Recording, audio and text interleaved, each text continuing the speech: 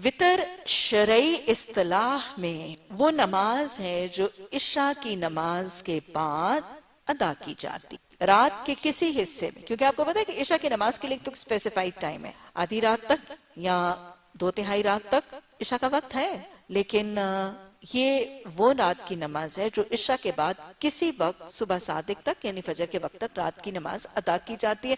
ये वितर रकतें। वितर के हवाले से और वितर की रकतों और नमाज के हवाले से कुछ बुनियादी चीजें जो जाननी जरूरी हैं। तो कुछ सवालात हैं, मसलन सबसे पहले ये चीज जाननी जरूरी है, क्या वितर वाजिब है, फर्ज है, वाजिब है या सुन्नत है। दूसरी बात ये कि वितर की रकतें कितनी हैं। तीसरा सवाल ये कि इसको अदा कैसे करना है, वितर की रकतें कितनी हैं और फिर इन रकतों को कैसे अदा करना है, कैसे कैसे तशहुद करना है, कैसे सलाम करना है, तशहुद की या तहियात की सलाम की कैफियत क्या है इन रकतों में, इसमें कनूत की कैफियत, कनूत कौन सा होगा, कब होगा, कैसे पढ़ा जाएगा, और फिर ये वितर की रकतें क्या इनकी कज़ा होगी और क्या इनको कसर नमाज में पढ़ा जाएगा यानी सफर में पढ़ा जाएगा। ये मुख्तलिफ सवालात है वितर के हवाले से जो जानने जरूरी। तो पहला जो बाब किताबुल वितर का हम देख रहे हैं, वितर के मामले में जो मुतल्लिक अहकामात हैं, ये पहला बाब है। तो पहली चीज जो पहला सवाल मैंने आपको कहा, ये जाना कि क्या वितर वाजिब है। वितर के हवाले से आरा उसके वाजिब और उसके सुन्नत होने के बारे में आइमा की आरा फर्क है। इमाम अबू हनीफा के नजदीक वितर वाजिब है और इमाम अबू हनीफा वितर के वजूब के हवाले से जो अहादीस का हवाला देते हैं वो ये कि एक हदीस के अल्फाज आप सल्लल्लाहु अलैहि वसल्लम ने फरमाया कि अल्लाह सुब्हानहू तआला ने तुम्हारे लिए एक नमाज जायद, अल्लाह सुब्हानहू तआला ने तुम्हारे लिए एक नमाज जायद यानी पंचगाना नमाज जो 5 नमाज है उससे एक नमाज जायद की है, बस पढ़ो इसको दरमियान इशा और सुबह सादिक के। एक नमाज जायद अल्लाह ने फर्ज की है, बस पढ़ो इसको कहाँ, इसको इशा की नमाज और सुबह सादिक के दरमियान। ताकीद चूंकि कुरान में मौजूद नहीं है और हदीस में अल्लाह की तरफ से मंसूब करके ताकीद है, गोया इमाम अबू हनीफा के नजदीक ये वजूब का जवाज है, ये वाजिब है। इसी तरह हज़रत अबू सईद खुदरी रज़ियल्लाहु तआला अन्हु की रवायत से हदीस का हवाला भी इमाम अबू हनीफा उसके क़ज़ा के हुक्म के हवाले से देते हैं कि आप सल्लल्लाहु अलैहि वसल्लम ने फरमाया कि जो वितर से सो जाए या भूल जाए, यानी वितर पढ़े बगैर सो जाए या वितर पढ़ना भूल जाए, तो आपने फरमाया कि उसको चाहिए कि उसको पढ़ ले। तो इमाम अबू हनीफा ये कहते हैं कि हज़रत अबू सईद खुदरी की रवायत से चूंकि क़ज़ा का हुक्म मौजूद है हदीस में, तो लिहाजा ये वाजिब है। इसी तरह इमाम अबू हनीफा अबू दाऊद की एक हदीस को भी कोट करते नजर आते हैं और अबू दाऊद में हदीस के अल्फाज कुछ यूं हैं कि आपने फरमाया कि वितर हक है और जो उसे नहीं पढ़ेगा वो हम में से नहीं है। गोया इसको भी वजूब के लिए, वाजिब होने के लिए जवाज बनाते हैं इमाम अबू हनीफा। लेकिन ये याद रखिएगा कि इमाम मालिक इस हदीस को ज़ईफ करार दे, अबू दाऊद की इस हदीस को इमाम मालिक ज़ईफ करार, लिहाजा उस हवाले से इमाम अबू हनीफा के पास 2 अहादीस अपनी राय के जवाज के लिए मौजूद है। और वो राय क्या है इमाम अबू हनीफा की कि वितर वाजिब है। इसके बरक्स इमाम शाफई, इमाम मालिक और इमाम अहमद बिन हंबल सब की मुत्तफिक राय है कि वितर सुन्नत है, वाजिब नहीं। अगला सवाल कि वितर की अदद और तादाद, गिनती कितनी होनी चाहिए, कितनी रकतें होनी चाहिए वितर के अंदर। आरा में फिर इख्तलाफ है और इख्तलाफ फिर वैसा ही है जैसे उसके वजूब और सुन्नत के हवाले से इमाम अबू हनीफा की राय बाकी तीनों आइमा से यहाँ मुख्तलिफ है। इमाम अबू हनीफा की राय ये है कि वितर की 3 रकतें, और उनकी राय ये है कि ना इससे ज्यादा किया जाएगा और ना इससे कम किया जाएगा, कि रकतें 3 ही हैं। हनफी राय कि रकतें 3 हैं वितर की, ना इससे ज्यादा किया जाएगा ना इससे कम किया। और इससे मिलती जुलती राय अक्सर सहाबा इकराम और ताबईन की भी मौजूद। लेकिन इसके बरखिलाफ फुक़हाए सबा, 7 बड़े बड़े फुक़हा, फुक़हाए सबा, इमाम मालिक, इमाम शाफई, इमाम अहमद, इन सब की राय ये है कि बुनियादी तौर पर वितर की 1 रकत है, कि बुनियादी तौर पर वितर की 1 रकत है और वितर एक ही सही है। पहले 2 रकतें एक सलाम से पढ़ने के बाद 1 रकत वितर पढ़ा जा सकता। फुक़हाए सबा, इमाम मालिक, इमाम शाफई और इमाम अहमद की राय में वितर 1 रकत है, 1 रकत ही सही। पहले 2 रकतें सलाम के साथ, अलग सलाम के साथ पढ़ने के बाद 1 रकत वितर को अदा की जाएगा और यही सही। सही मुस्लिम की हदीस का हवाला दिया जाता है, फकत 1 रकत वितर पढ़ना सही है, लेकिन इससे पहले 2 रकतें पढ़कर उसको अलग सलाम से अदा किया। मैं भी समझाती हूँ। اس کے برخلاف جمہور علماء کی رائے میں لچک ہے. جمہور علماء کی رائے میں یہ ہے کہ وطر کی کوئی خاص متعین تعداد نہیں ہے. وطر 1، 3، 5، 7، 9، 11، 13 کسی بھی تعداد اور کسی بھی عدد میں ادا کیے جا سکتے. پہلی رکعتیں 2 کر کے ایک سلام کے ساتھ، اور پھر آخری رکعت وطر واحد کر کے. گویا وطر کی تعداد کا یقین کہ یہ خاص 3 ہی ہے، یہ باطل ہے. اس کو فرق گنتی اور عدد میں پڑھا جا سکتا ہے. اب تیسرا سوال یہ کہ وطر کو پڑھا کیسے جائے. جب یہ رکعتوں کی تعداد بتائی جا رہی تو اگر 3 ہی پڑھی جائیں تو 3 کیسے پڑھی جائیں؟ اس میں بھی ائمہ کے اختلاف رائے ہے. امام ابو حنیفہ کی رائے جو کہتے ہیں کہ 3 ہی رکعتیں ہیں اور نہ 3 سے زیادہ ہے نہ 3 سے کم ہے، تو امام ابو حنیفہ، اور وہ کہتے بھی ہیں کہ یہ واجب ہے. حنفی رائے یہ واجب ہے، 3 ہی ہے، نہ 3 سے زیادہ ہے نہ 3 سے کم ہے. تو اس کی ادائیگی کے لیے امام ابو حنیفہ کی رائے کیا ہے؟ امام ابو حنیفہ کی 3 وطر رکعتوں کی ادائیگی کی رائے یہ ہے کہ دوسری رکعت میں ان تینوں رکعتوں کو اکٹھا پڑھا جائے گا. دوسری رکعت میں التحیات پڑھا جائے گا. تیسری رکعت میں رکوع سے پہلے تکبیر کے بعد دعائے قنوت پڑھی جائے گی، اور تیسری رکعت میں التحیات یعنی تشہد کے بعد سلام پھرا جائے. یہ معمول میں وہی تو ہمارے ہاں رائج ہے. میں پھر دہرا رہی ہوں. امام ابو حنیفہ کے نزدیک تینوں رکعتیں ایک سلام کے ساتھ ادا کی. کوئی امام ابو حنیفہ کا رائے اگر میں سم اپ کروں تو کیا ہے؟ ایک سلام کے ساتھ 2 التحیات کے ساتھ ادا کرنا، یہ 3 وطروں کی ادائیگی کا طریقہ. 2 التحیات رکوع سے پہلے، تکبیر کے بعد قنوت، اور 1 سلام. یہ ہے امام ابو حنیفہ کا طریقہ. باقی ائمہ کا طریقہ، 2 طریقے باقی ائمہ کے رائے میں موجود. ایک طریقہ تو یہ کہ ان کو 2 سلاموں کے ساتھ 3 کو ادا کیا. میں صرف 3 ہی کی بات کر رہی ہوں. اگر 3 رکعتوں کو ادا کیا جائے تو باقی ائمہ کا طریقہ 2 طریقے موجود. ایک تو یہ کہ ان کو 2 سلاموں کے ساتھ ادا کیا جائے، اور ایک یہ کہ ایک ہی سلام کے ساتھ تینوں رکعتوں کو ادا کیا. 2 سلام کے ساتھ ادا کرنے کا طریقہ کیا ہوگا کہ پہلے 2 رکعتیں پڑھی جائیں گی، سلام پھیرا جائے گا، اور پھر واحد رکعت پھیر کر سلام. گویا یہ پہلا طریقہ 3 رکعتیں ادا کرنے کا کیا ہوگا؟ 2 التحیات اور 2 سلام. بات سمجھ میں؟ 2 التحیات اور 2 سلام. اسی طرح باقی تینوں ائمہ ان 3 رکعتوں کو پڑھنے کا ایک اور طریقہ بھی بتاتے ہیں. اور وہ طریقہ کیا ہے؟ پہلا طریقہ تو 2 التحیات اور 2 سلام تھے. اب دوسرا طریقہ 1 التحیات اور 1 سلام کا ہے. تینوں رکعتیں ایک ہی سلام کے ساتھ پڑھی جائیں گی. 2 کے بعد سلام نہیں پھیرا جائے. تینوں رکعتیں ایک ہی سلام کے ساتھ پڑھی جائیں گی. دوسری رکعت میں التحیات نہیں پڑھا جائے، اور تیسری رکعت میں التحیات کے بعد سلام پھیرا جائے گا. گویا پھر یہ دوسرا طریقہ کیا ہے؟ تینوں رکعتیں اکٹھی، 1 سلام اور 1 التحیات. اب 3 طریقے دیکھ لیجئے. امام ابو حنیفہ کا طریقہ 2 التحیات اور 1 سلام.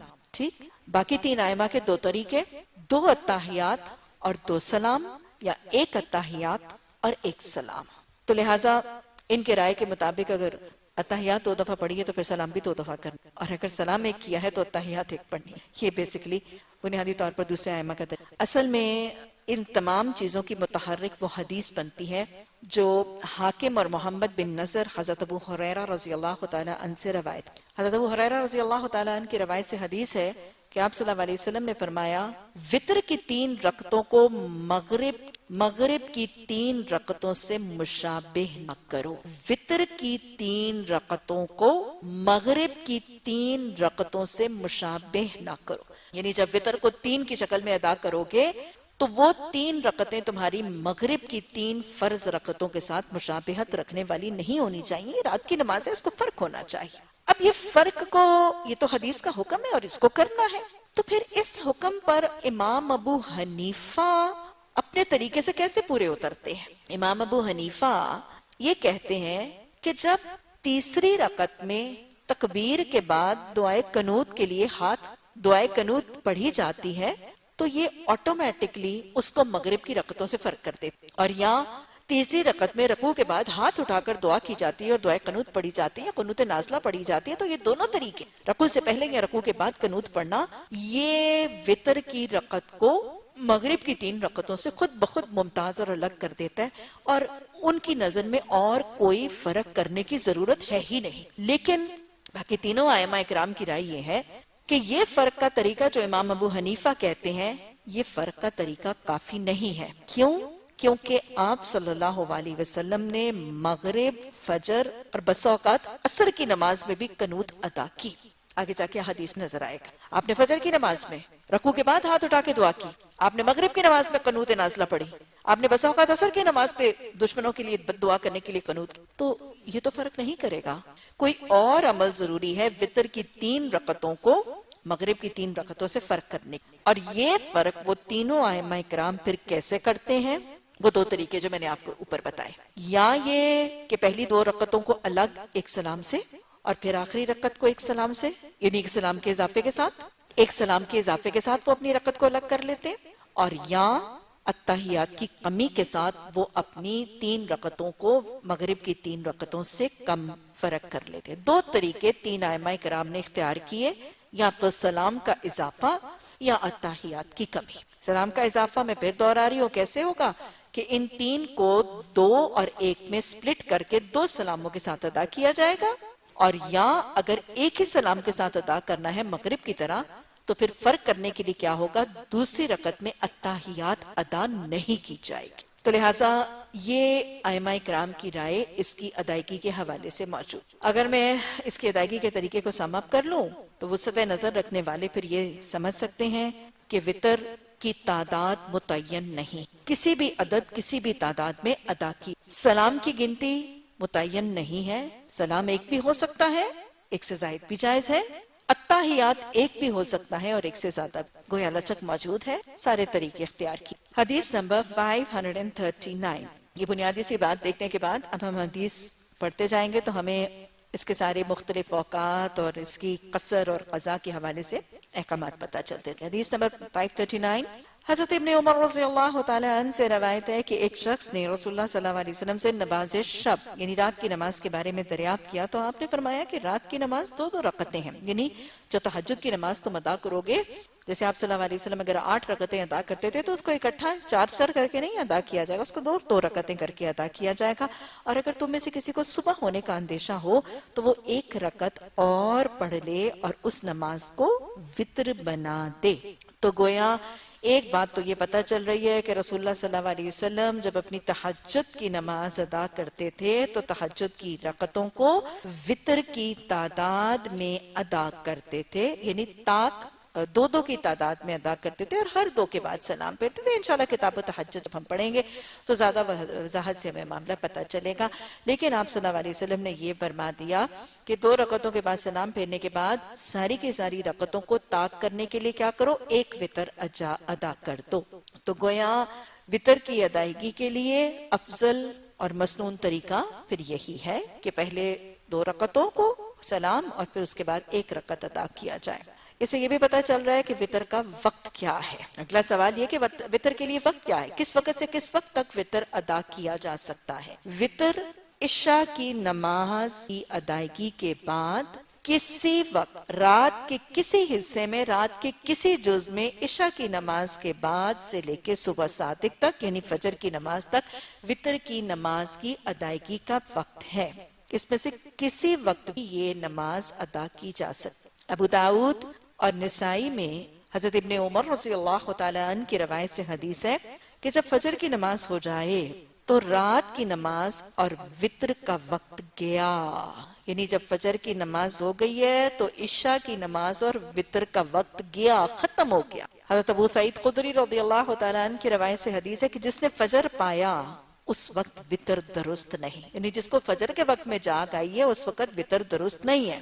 امام مالک، امام شافعی، امام احمد کے نزدیک وتر کا اول وقت عشاء سے لے کر اور آخر وقت صبح صادق. وتر کا اول وقت عشاء کے بعد اور وتر کا آخر وقت صبح صادق یعنی فجر کی نماز تک ہے. یہ پورے کا پورا ٹائم پیریڈ ہے جس میں وتر ادا ہو سکتا ہے اور رات کے کسی جز اور کسی حصے میں وتر ادا ہو سکتا ہے، لیکن وتر کو تاخیر سے ادا کرنا یعنی فجر سے پہلے ادا کرنا افضل ہے. وتر کی قضا کے بارے میں رائے کیا ہے؟ اکثر علماء کی رائے تو یہی ہے کہ وتر کی قضا نہیں. محمد بن نظر کے حوالے سے ہمیں ملتا ہے کہ کسی حدیث نے یہ نہیں دیکھا کہ آپ صلی اللہ علیہ وسلم نے وتر کی قضا کی ہو اور نہ ہی کسی حدیث میں اس کا حکم موجود ہے. کسی حدیث میں آپ کی سنت کا یا کسی حدیث میں آپ کی تاکید یا حکم اس کی قضا کا موجود نہیں ہے۔ امام ابو حنیفہ کی رائے البتہ اس کی قضا کی ادائیگی کے لیے، کیونکہ امام ابو حنیفہ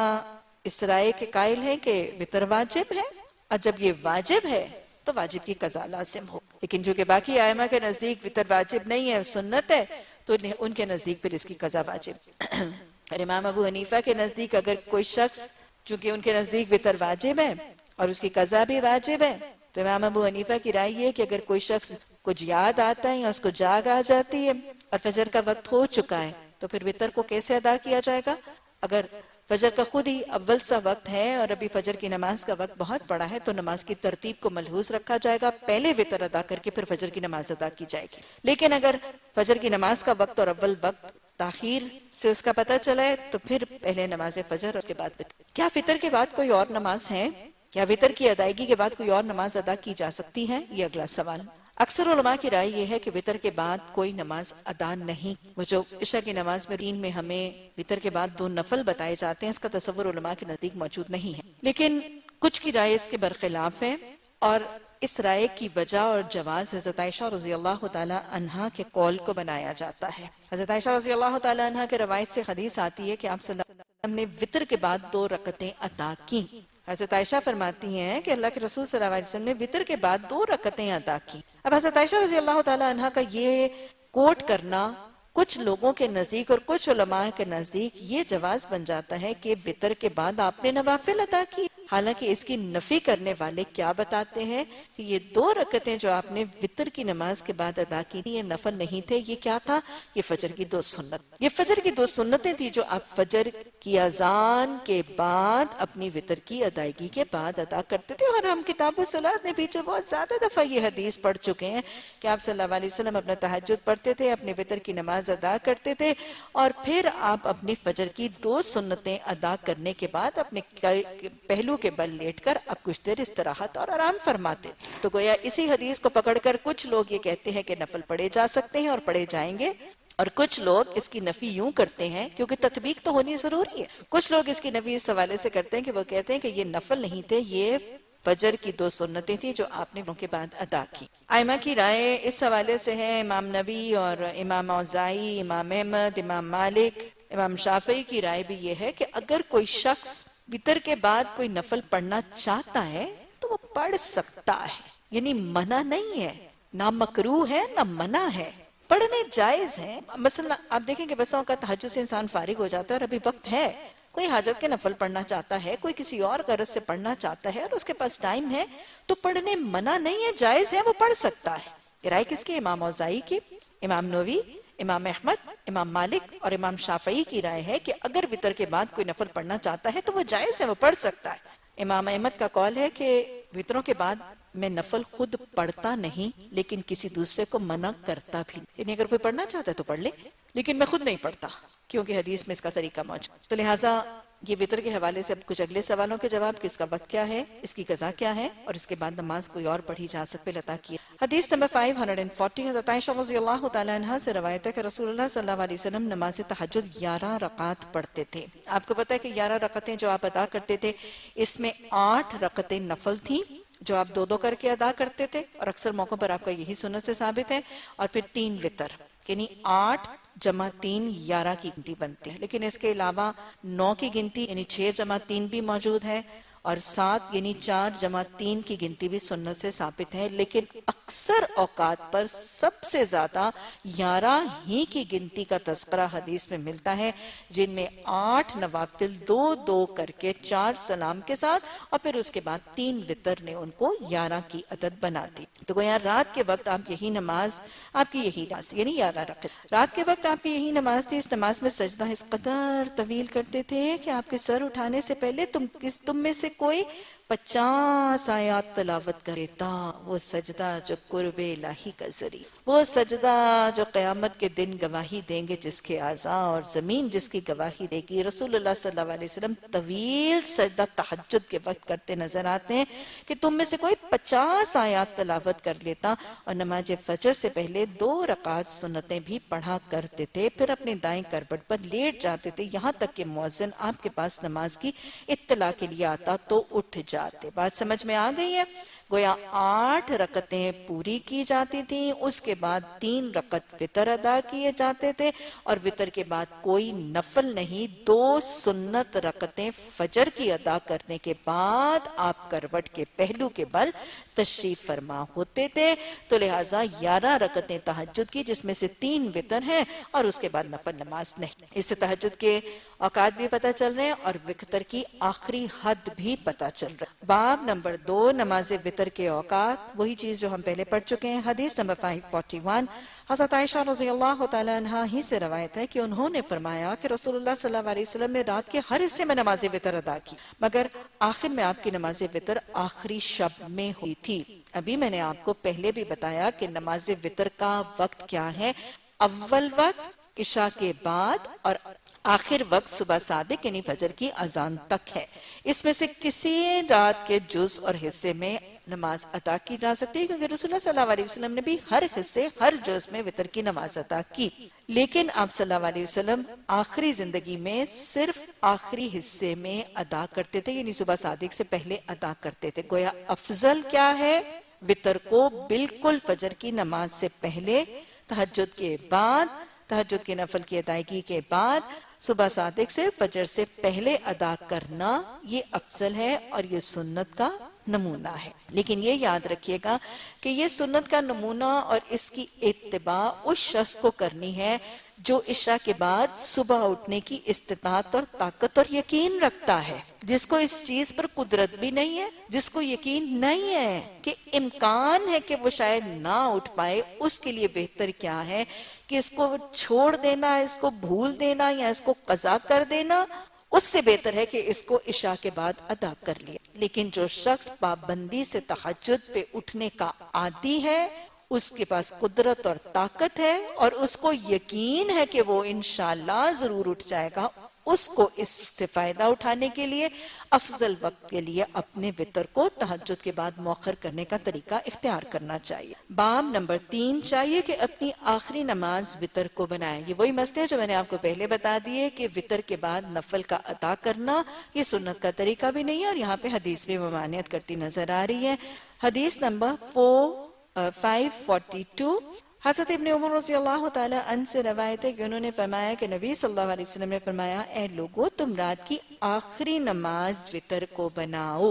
वही बात जो मैंने आपको पीछे बताई कि अक्सरियत की राय, इमाम अहमद, इमाम हम्बल, इमाम शाफई की राय ये कि इसके बाद नफल अदा नहीं किए जाएंगे।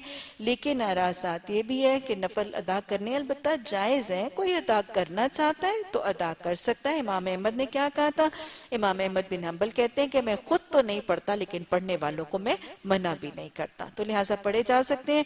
लेकिन बेहतरीन तरीका सुन्नत का तरीका और अफसल तरीका यही होगा कि वितर को आखिर से पढ़ा जाए, सुबह सादिक से पहले पढ़ा जाए और इसके बाद नवाफिल का एहतमाम ना किया जाए। बाब नंबर 4, सवारी पर वितर पढ़ना। सवारी कौन सी हालत है? सफर की हालत। अब अगला सवाल, हमने कज़ा का सवाल भी कर लिया, अब अगला सवाल कसर। क्या वितर को सफर में यानी कसर नमाज में अदा किया जाएगा, और अगर अदा किया जाएगा तो कैसे, कब, कहाँ अदा किया? तो सवारी पर वितर पढ़ना, हदीस नंबर 543, हज़रत अब्दुल्लाह बिन उमर रज़ियल्लाहु ताला अन्ही से रवायत है कि उन्होंने फरमाया कि मैंने रसूलुल्लाह सल्लल्लाहु अलैहि वसल्लम फरमाया कि रसूलुल्लाह सल्लल्लाहु अलैहि वसल्लम ऊंट पर सवार होकर वितर पढ़ लिया करते थे। गोया यहाँ क्या पता चल रहा है कि रसूलुल्लाह सल्लल्लाहु अलैहि वसल्लम सफर में है, और सफर में किस पर है? अपनी ऊंटनी पर सवार है और उस पर वितर अदा कर रहे हैं। गोया वितर सफर में अदा करना सुन्नत से साबित है, सफर के दौरान सवारी पर साबित सफर अदा करना सुन्नत से साबित। तो क्या वितर को कसर नमाज में अदा करना जरूरी है, वाजिब है? फिर राय में फर्क। इमाम अबू हनीफा जो ये कहते हैं कि वितर वाजिब है, उनके नजदीक वितर की कसर नमाज में अदायगी भी वाजिब है। जैसे फर्ज रकतों की कसर नमाज की अदायगी है, वैसे ही इमाम अबू हनीफा की राय में वितर की अदायगी कसर में वाजिब है। اور وطر نماز کو عشاء کے بعد سفر کی حالت میں بھی ادا کیا جائے گا. اور امام ابو حنیفہ کے نزدیک رائے یہ ہے کہ چونکہ یہ واجب ہے اور اس کو قصر میں ادا کرنا ہے تو اس کو سواری پر نہیں، اس کو اتر کر فرائض کی طرح ادا کیا جائے گا. اور وہ حوالہ بھی دیتے ہیں رسول اللہ صلی اللہ علیہ وسلم کے ابتدائی زندگی کا کہ آپ صلی اللہ علیہ وسلم کو صحابی نے دیکھا کہ آپ وطر نماز کے لیے اپنی سواری سے اترے اور آپ صلی اللہ علیہ وسلم نے اپنا وطر کی رکعتوں کو ادا کرنے کے لیے سواری کو روک کر زمین پر وطر ادا کیے. لیکن باقی تینوں ائمہ کی رائے یہ چونکہ یہ ہے کہ وطر سنت ہے تو لہٰذا ان تینوں کی رائے اس کے خلاف ہے کہ اس وطر رکعتوں کی قضا واجب نہیں ہے. قضا واجب نہیں ہے اور یہ آپشن اور لچک جیسے سنتوں اور نوافل کے لیے سفر میں لچک ہے کہ اگر کوئی پڑھنا چاہتا ہے تو قصر انشاءاللہ ہم قصر نماز کے احکامات پڑھیں گے تو انشاءاللہ زیادہ واضح ہو جائے گا. تو جیسے سنتوں اور نوافل کے لیے لچک موجود ہے کہ کوئی ان کو ادا کرنا چاہتا ہے سفر میں تو وہ ادا کر لے اور اگر کوئی نہیں ادا کرنا چاہتا تو اس سے مواخذہ سوال نہیں ہے اور اس سے گناہ نہیں ہے. اب پھر جب لچک والے نوافل اور سنتیں ادا کی جاتی ہیں تو میں پتہ ہے کہ یہ سواری پر ادا کی جا سکتی ہے. تو تین ائمہ کی رائے یہ کہ اگر کوئی قصر نماز میں وطر ادا نہیں کرے گا تو اس میں نہیں ہے، ان کو ترک کیا جا سکتا ہے بلکہ اس کی قصر نہیں، اور اگر پڑھنا ہے تو ان کو سواری پر ادا کیا جا سکتا ہے. دونوں ائمہ کی رائے کے درمیان مطابقت اور تطبیق کہ ایک نے کہا کہ سواری پر ادا نہیں ہو سکتا اور ایک نے کہا کہ سواری پر ادا ہو سکتا ہے، اس کی تطبیق کچھ حدیث کی شرح بیان کرنے والے کیسے کرتے ہیں.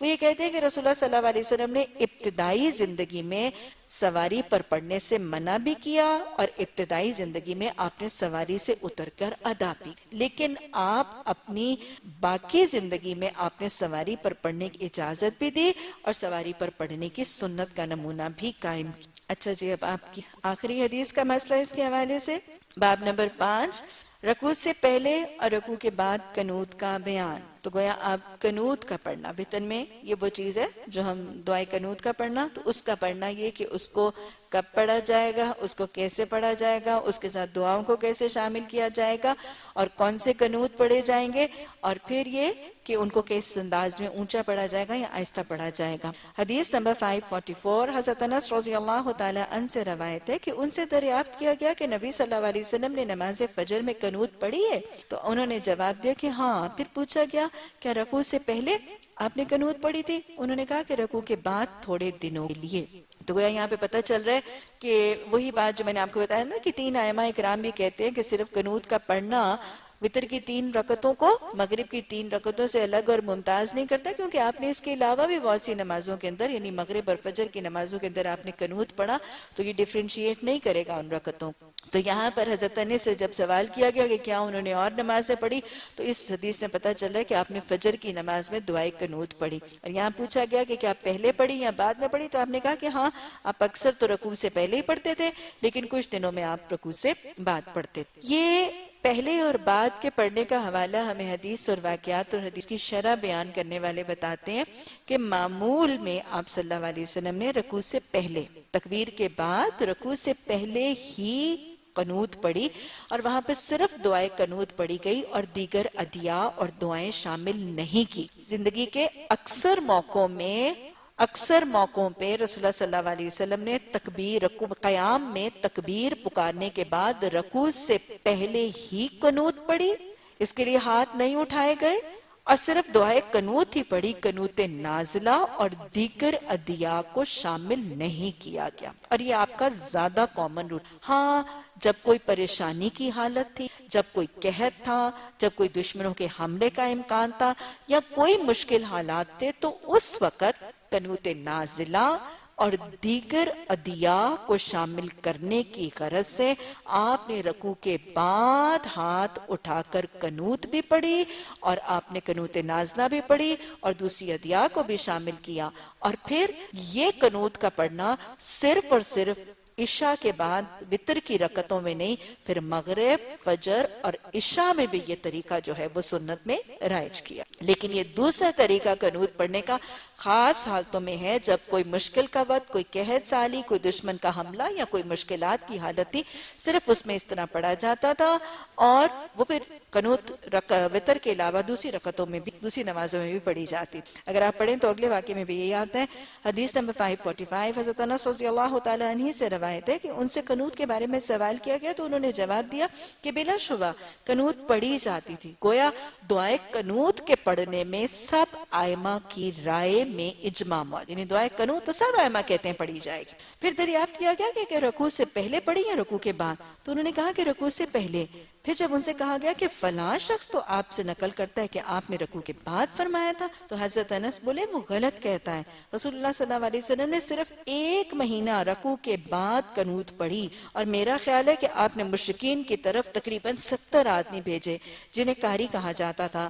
یہ مشرک ان مشرکین کے علاوہ تھے جن کے اور رسول اللہ صلی اللہ علیہ وسلم کے درمیان معاہدہ صلح تھا، یعنی قاہرین اکرام کو بھیجا گیا اور مشرکوں کی طرف بھیجا گیا، اور ان میں سے بہت سو کو شہید کر دیا گیا۔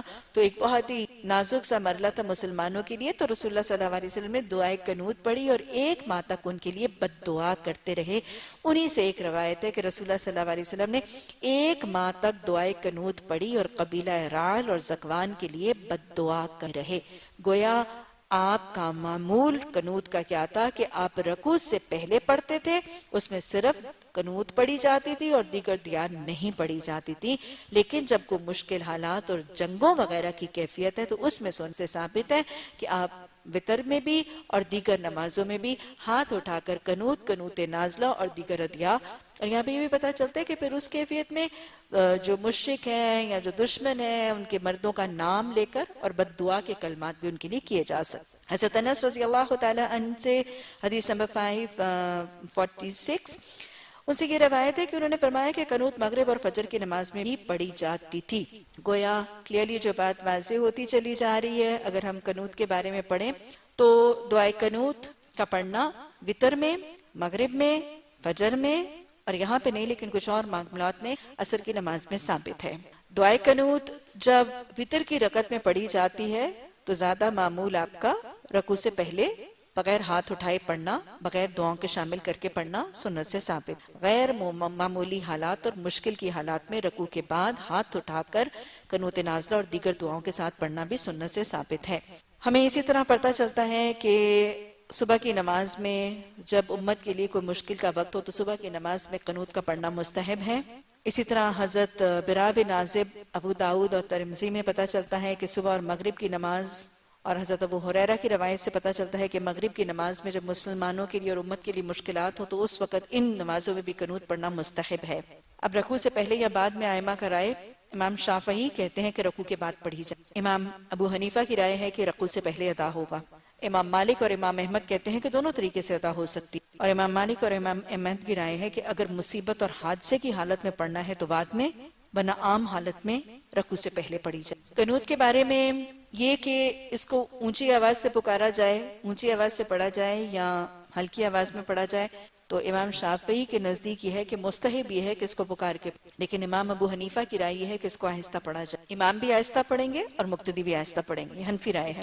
قنوت کون سا پڑھنا مستحب ہے اور کون سا سنت سے ثابت ہے؟ امام شافعی کی رائے میں وہ قنوت، دعائے قنوت جو رسول اللہ صلی اللہ علیہ وسلم نے سکھائی ذرا مختصر ہے، اللہم اہدنی فیمن ہدیت وعافنی فیمن عافیت وتولنی تولیت، یہ ذرا مختصر بھی ویسے لوگوں کو آسانی سے یاد بھی ہوتی ہے لیکن اس کا ترجمہ ہی بہت کچھ۔ امام شافعی کی روایت سے یہ ہے کہ وہ اس قنوت کے پڑھنے کو پسند فرماتے ہیں، لیکن امام ابو حنیفہ انا نستعین و نستغفرک یہ قنوت پڑھنا امام ابو حنیفہ کی رائے، تو گویا وتر میں قنوت پڑھنا پر سب ائمہ کا اتفاق ہے۔ امام ابو حنیفہ یہ کہتے ہیں کہ وتر میں قنوت ہمیشہ پڑھا جائے گا، امام ابو حنیفہ کی رائے ہے کہ وتر میں قنوت ہمیشہ پڑھا جائے گا۔ امام شافعی کی رائے یہ ہے کہ یہ فقط رمضان کے آخری نصف میں پڑھا جائے گا، اور امام مالک اور امام احمد کی رائے ہے کہ وتر اور صبح کی نماز میں ہمیشہ پڑھنا مستحب ہے، اور اگر کوئی مصیبت یا قحط وغیرہ آ جائے تو بھی پڑھنی مستحب ہے، یعنی امام مالک اور امام احمد نے تو اس کو مستحب کہہ دیا، امام حنفی نے، امام ابو حنیفہ نے اس کی تاکید اور اس کی ہمیشگی کا تذکرہ، اور امام شافعی کہتے ہیں کہ صرف نصف رمضان میں پڑھیں، تو لہٰذا رائے سب کی یہ ہے کہ یہ وتر میں پڑھنے پر اس میں اتفاق سے، لیکن اس کی تاکید کے کچھ تھوڑے سے اختلاف